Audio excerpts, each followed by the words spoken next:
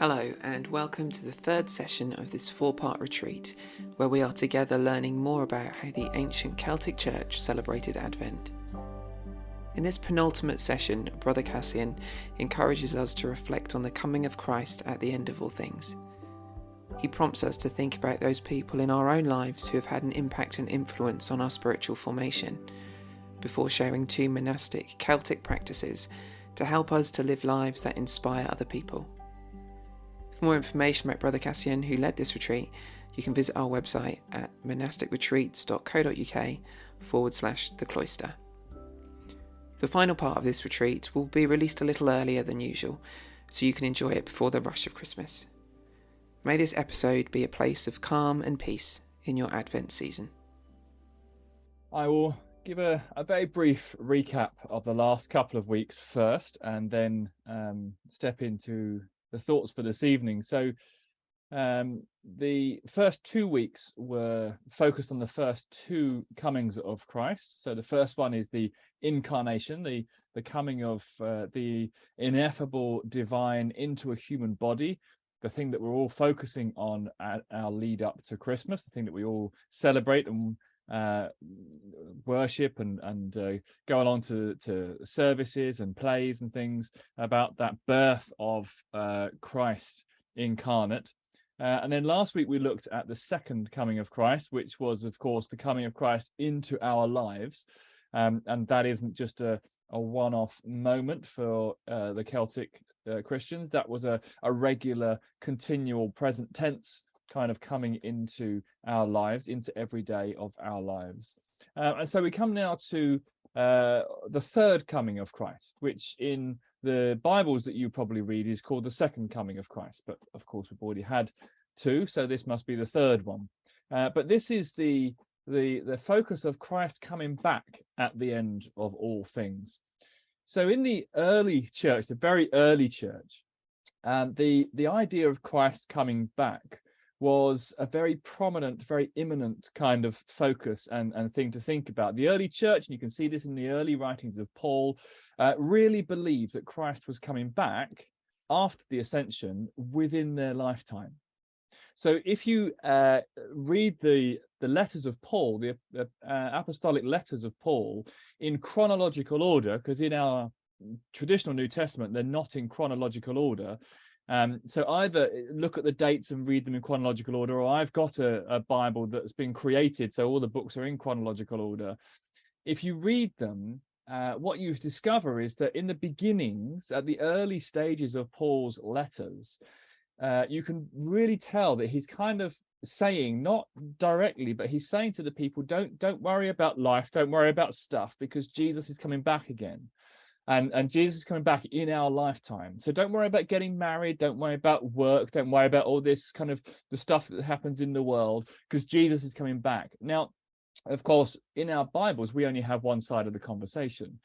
It's a bit like listening to a telephone conversation just at one end. We don't really know what the other side is saying. We can kind of have a guess because of the side that we are listening to. But when we read Paul's letters, we only have one side of a conversation, because Paul's letters are all responses to the churches that are writing to him saying, this is happening, how do we deal with this? This is going on, our people are doing this, what do you suggest?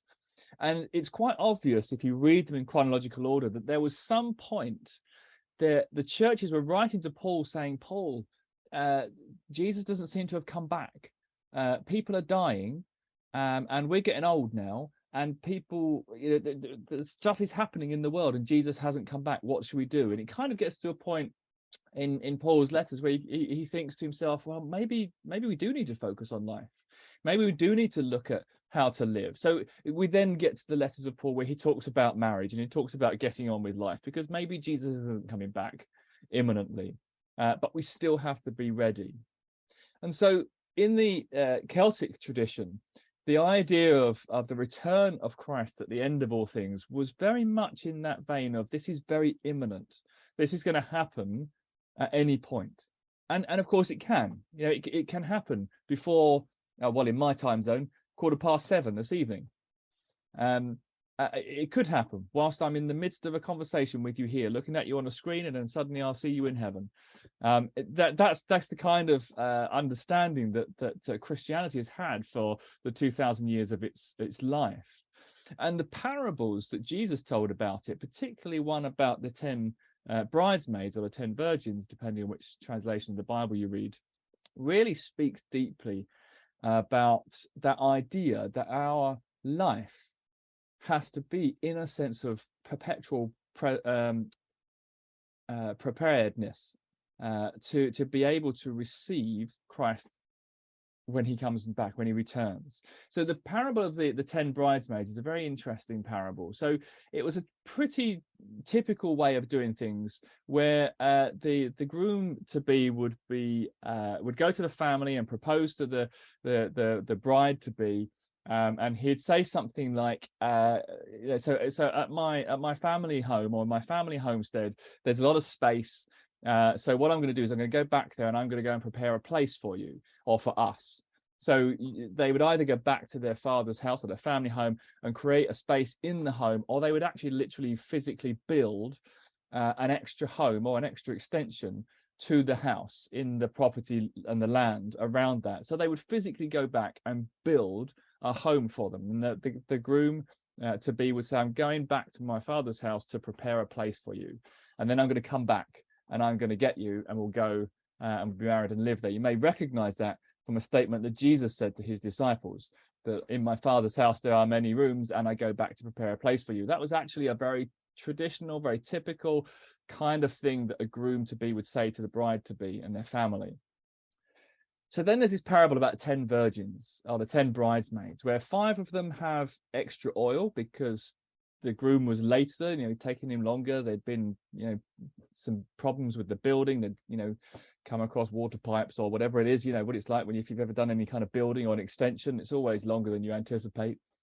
And 5 of them hadn't brought enough oil with them, so they ran out and their lamps went out, and they couldn't go back in to the wedding feast. So the bridegroom then came back, and the 5 who had spare oil were able to go straight in, but the other 5 were still down the shops buying new stuff, or somewhere getting more oil. By the time they came back, the door was closed.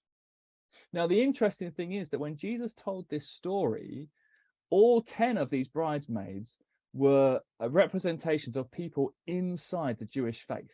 This wasn't people who were in the Jewish faith and people who were out of the Jewish faith. Whereas, I kind of have been taught in certain Christian circles before in my past that these bridesmaids were these people who were in the Christian faith and out of the Christian faith, people who accepted Jesus and people who didn't accept Jesus. When Jesus told this story, all of these bridesmaids were in the Jewish faith, but some of them got in and some of them didn't, because some of them were prepared and some of them weren't. And the Celts really took this idea to heart, that we have to make sure that our life is prepared for when Jesus comes back again. So the question then arises, of course, how do we prepare ourselves for Jesus's return? If Jesus is going to come back, and the possibility of the imminence has always got to be there, how do we prepare ourselves to be ready for that? So what the Celts seem to have come up with as an answer is that our life and the way we live and our desire to want to walk the path that God lays before us, that divine path that unfolds before us, our desire to walk that, and the life that we live, and the intentionality behind it, and the authenticity of our life towards our faith. And we'll read one particular passage that leads into that. That's what's important. The readiness of the bridesmaids was because they had stuff in preparation. So our life, the way we live, is the preparation. So I want to read a couple of passages from the Celtic Advent book that lean into this. I'm going to read 2 passages about 2 Celtic saints, a Welsh one and an Irish one. If you're going through the book, then you would have already read the first one, and the second one is tomorrow, so I'm going to spoil it for you a little bit. You'll have the same reading tomorrow doing it yourself.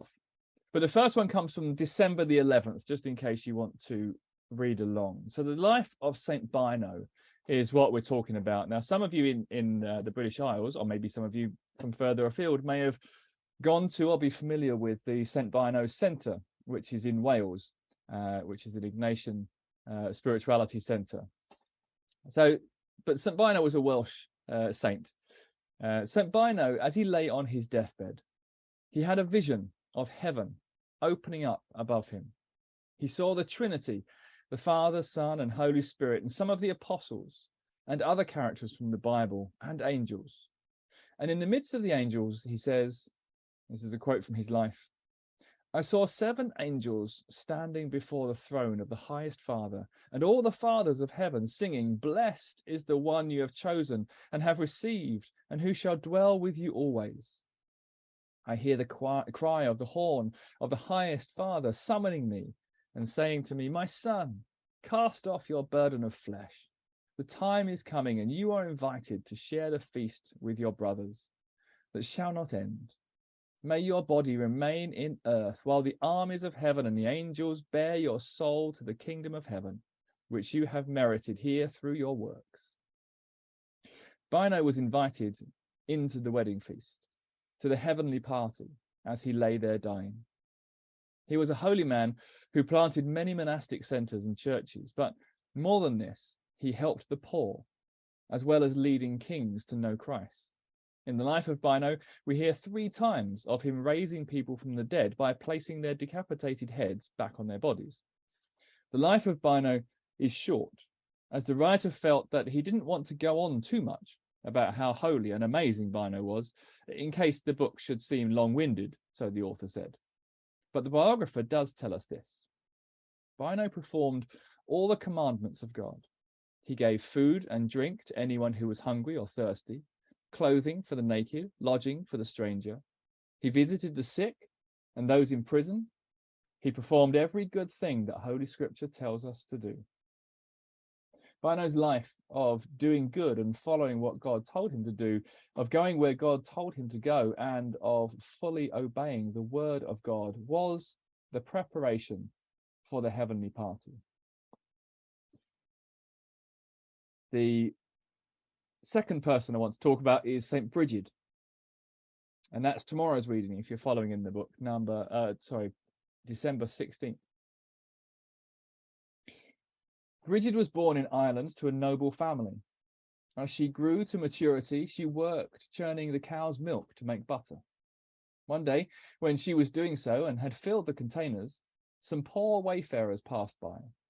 Brigid, always loving to follow the laws of God over human rules, gave away the butter that she had churned to the poor.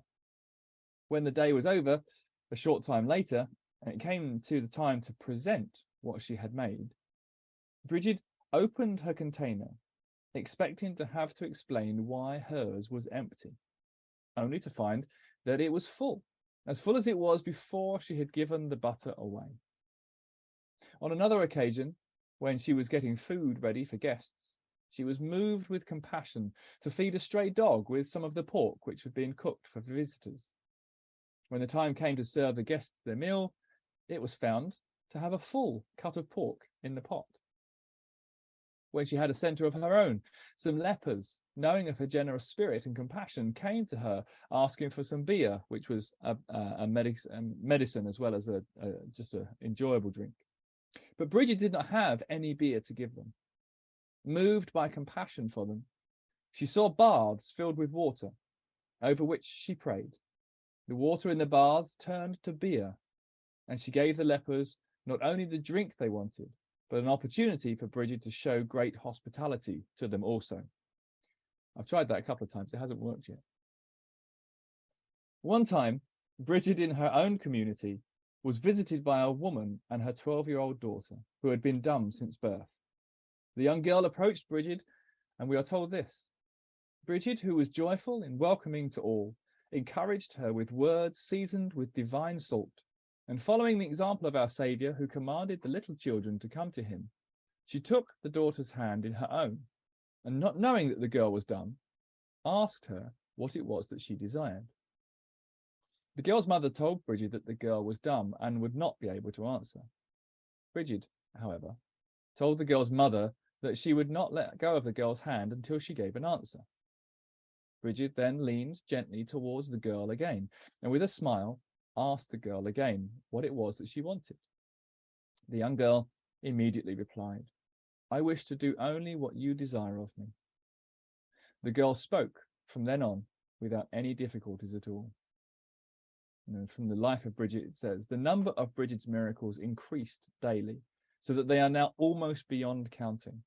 So many acts of pity and righteousness did she perform, answering the needs of the poor, whether it was convenient to do so or not. Now, these two examples of the lives of Bino and Bridget, the Welsh and Irish saints, I picked those specifically because they are an excellent pair of examples of the lives of the saints doing the things that Jesus tells us in another parable, that is how we prepare ourselves, how we make sure that our life is in the right place. And that passage is from Matthew 25. It's called the sheep and the goats in most Bibles, and it's the passage of the Bible that I put in the daily reading for Bino back on December the 11th. And what Jesus says in that parable is that those people who clothed the naked and fed the hungry, visited the prisoners and healed the sick, and whatever we did, or whatever those people did, for those people, the least of those people, they did it for Christ. This is Jesus saying, I am present in the people, in the poor. And the life that these two lived was both a life of deep, intentional, internal relationship with the divine, which was poured out through expressing the divine love towards the poor and those less fortunate. So you can see actually that the three comings of Christ lead on one to the other, which is why I put the first coming of Christ right at the beginning of Celtic Advent and not at the end. I've had a couple of people say to me, why didn't you put the incarnation at the end, so we're reading it just before Christmas?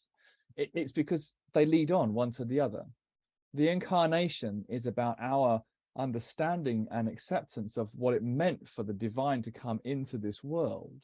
And once we grasp that sense of the divine becoming human so the human can incorporate the divine, we are then able to embody that in ourselves, inviting Christ into our own lives. And the purpose of inviting Christ into our lives on a daily basis is for us to then live that out as an outflowing of that divine presence and divine love coming into us. It then flows out of us into the world. And the preparation that these saints had, the lives that they lived, was simply an outflowing of the divine presence and the divine commands, as it often says, that they followed all of God's commands. That is helping the poor, basically. Social action, social justice, miracles, absolutely, there's lots of those. Spiritual things happening as well, but lots and lots of focus in the lives of the saints of helping the poor. One of the other focuses is the life of St. Aidan. I'm going to read something of St. Aidan in a moment, which is actually from today's reading in the Celtic Advent book. But one of the things that Aidan was quite famous for in his life story was taking some of the money that had been given to the monastery on Lindisfarne, going to the slave markets and buying the freedom of the slaves, buying the slaves and then giving them freedom. And then giving them the choice. He's saying either here's a bag of money and you can go and live your life now, or you can come back to the monastery with us and we will teach you to read and write and give you a trade. Now, it seems that the majority of them chose to go back to the monastery, learn to read and write and learn a trade, because a bag of money would do nothing for a slave that's just been given its freedom, because they'd have nowhere to go, they'd have no one to talk to, or they wouldn't know anyone. So most of them seem to go back to the monastery. But this is the acts of the Celtic saints, the helping of the poor. So this is the flowing out of that divine love, the preparation of that life. Now I'm going to read something of St. Aidan that Bede wrote. And that is basically Bede's description of Aidan as a person. That comes from December 15th, which of course is today. And this is the kind of person that so Bede was talking to people that knew Aidan personally when he was writing this.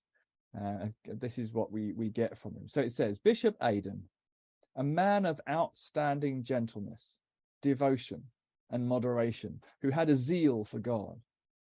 Such were his love of peace and charity, temperance and humility, his soul which triumphed over anger and greed, and at the same time despised pride and vainglory, his industry in carrying out and teaching the divine commandments, his diligence in study and keeping vigil, his authority such as became a priest in reproving the proud and the mighty, and his tenderness in comforting the weak and relieving and protecting the poor. To put it briefly, so far as one can learn from those who knew him, he made it his business to omit none of the commands of the evangelists, the apostles, and the prophets, but he set himself to carry them out in his deeds so far as he was able. All of these things I greatly admire and love in this bishop, and I have no doubt that all this was pleasing to God. Aidan taught the clergy many lessons about the conduct of their lives, and the best recommendation of his teaching to all was that he taught them no other way of life than that which he himself practiced among his fellows. So this was Bede's description of Bishop Aidan, this incredible accolade that he was given. The life that Bede lived was inspirational to so many people. In fact, there were a lot of the Roman bishops who disagreed fundamentally with some of the theology of the Irish saints, the Celtic saints, who had such a reverence for Aidan that they didn't want to conflict with his understanding and his teaching. So they kind of stepped back and allowed Aidan to teach whatever Aidan wanted to teach. But then what we learn is after Aidan died, these things that they disagreed with, when the next bishop came along and the one after that, the Roman bishops decided to take it up and have umbrage out loud. But they had such reverence and respect for Aidan because he was such an incredible person, according to Bede and those that knew him, Bede says. But the thing that I pick up the most in that accolade is that last statement that Bede makes of Aidan. He says, the best recommendation of his teaching to all was that he taught them no other way of life than that which he himself practiced among his fellows. And this is a key element. We have a phrase in our English language, a little colloquialism, that we should practice what we preach, and that we can very often pick out people who preach about stuff that don't live the life. They don't walk the walk when they're talking the talk. That we should practice what we preach. But it seems here that what Bede is saying is actually Aidan twisted that around. And it's not that he practiced what he preached. Actually, it's that he didn't preach anything that he didn't already practice. And that's quite significantly different. That actually he embodied things first before he told others that they should embody it. He didn't practice what he preached. He only preached what he practiced. And this is such a wonderful thing for us to grasp hold of. So he was an inspiration to so many people. Bino and Bridget, their lives were inspiration to people. This is what the lives of the saints were written for, to inspire people. It's a very modern concept to write a biography of someone to be purely historically accurate. The purpose of the lives of the saints up until about the 17th or 18th century, the purpose of the lives of someone was to inspire the readers or the hearers to live a better life, because they heard of the life of someone who was inspirational. So what I want to do now, David, I hope this is all right, because you'll have to be in control of this, is just for about 5 minutes to go into maybe 2 or 3 breakout rooms. I'll stay out of the breakout rooms and talk about who it is in your own spiritual journey that has inspired you. So just about 5 minutes in breakout rooms, just to talk about who is it that inspires you or has inspired you on your spiritual journey. And then we'll come back together in about 5 minutes. That's okay, David. Okay, brilliant. Thank you. So what I want to do just for a moment is to just pause for a couple of minutes in ourselves, maybe just mute yourselves again for a moment. And I just want us to express gratitude up to the divine or to the divine uh, for the people who have been a part of your journey, an inspiration on your journey, whether that be someone from ancient history or someone that you've known personally. But what I want you to do is we're going to sit in silence for a couple of minutes. But I want you to express gratitude just from your heart.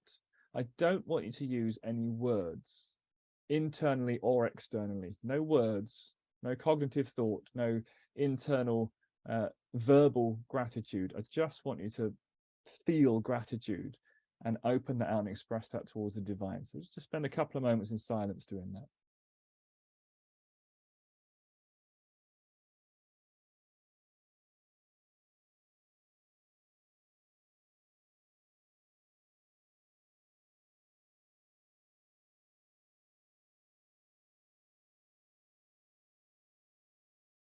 I would encourage you to regularly express a sense of gratitude for those who have inspired you on your journey. So I want to, for the next few minutes, talk about how we might live that out. We've been inspired by others who have lived great lives and who are great examples, who either practice what they preach or only preach what they practice. But how does that change who we are, and how do we best make sure that our life is something that maybe can be an inspiration to others, or at least is on the right tracks for our own preparation for the coming of Christ at the end of all things? So I want to suggest two things that come from Celtic history to be able to do that. Something that is also expressed in a number of new monastic communities and orders, but particularly those who are Celtic inspired, like the community of Aidan and Hilda, which is what I belong to. So the first thing is living by a rule of life. So obviously all monasticism is based around the monastic rule.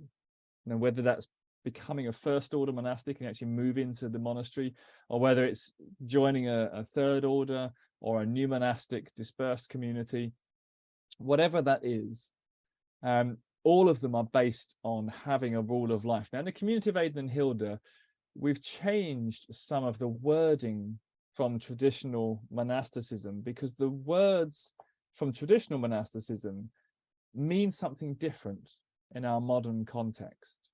So we've changed some of the phraseology from traditional monasticism, and the word rule is one of the things that we've adjusted, because nowadays when people think of rules, they generally think of the authoritarian structure that sets up the do's and don'ts of how to be. So we think of school rules, or we think of legal rules, and if you break the rules you get into trouble. But that's not what the monastic term rule meant.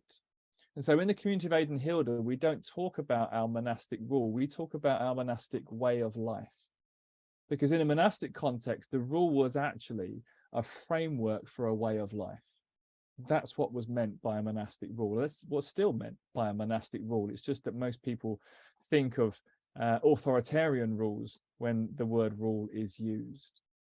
So the framework for a way of life is what we can learn from monasticism. And I think that's incredibly important, because there is so much in our modern culture that can distract us from the way we want to be, and can draw us off from our desire to want to be holier, to want to be closer to God, to want to be a better person or a better expression of the divine.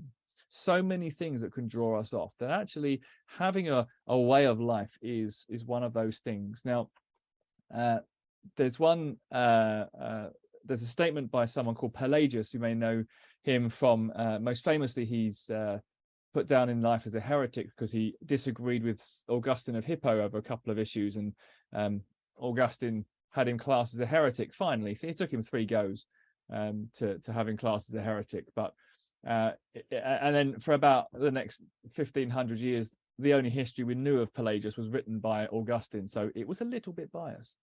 But other stuff has come to light in the last 200 or 300 years on Pelagius, so things have started to change. But one of the things Pelagius did, as well as going against Augustine on certain things, was write apostolic letters. And some of those letters still survive, and quite a few of them still survive. And one of the things he talked about was this idea of a way of life, or a rule. And he said this about having a rule. This comes from December 10th, so you would have already read this recently. In a single day, we make so many decisions that we cannot possibly weigh up the good and evil consequences of each decision. We're liable to make foolish and wrong decisions. For this reason, we need a rule, a simple set of moral principles that we can apply to each decision that we make. This will not be a foolproof thing, but with a good rule, our decision will far more often be right than wrong. Another reason for a rule is this. Jesus tells us to pray always. Yet sometimes we love to devote much time to prayer, whereas at other times we are dry or feel far too busy to pray. A rule prevents us from making excuses. It spurs us to pray at a particular time, even when our heart is cold toward God. So here Pelagius talks about a couple of points where life can be helped by having this rule, having this framework, having this way of life created and set up. And one of the things he says is that a way of life or a rule can help us make better decisions, because we've kind of already set the structure and the framework about how we want to live. So when a choice comes to us, we've kind of already got the direction that we want to face in front of us. It's already there. So the likelihood is that we're going to make a better decision because we've already got this idea on how to live set up and written in front of us. And the other thing that he says is that it spurs us on to be devoted, even in times where we feel cold towards God.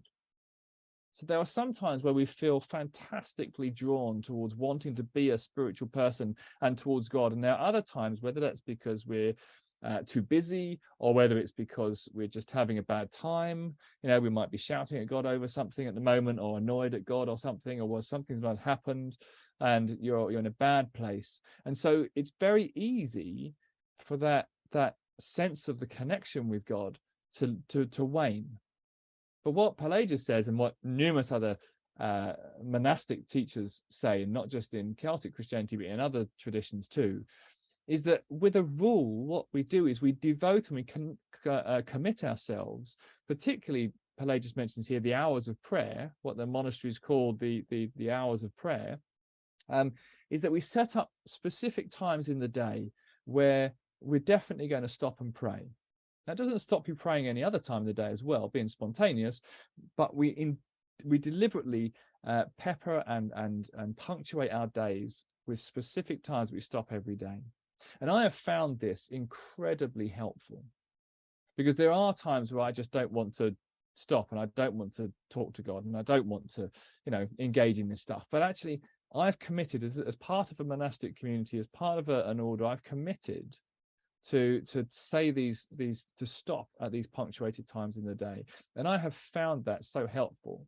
I can think of times in my memory where I have not wanted to do that, but by the time I've got to the end of a prayer time, because I've intentionally stopped, I feel so much better.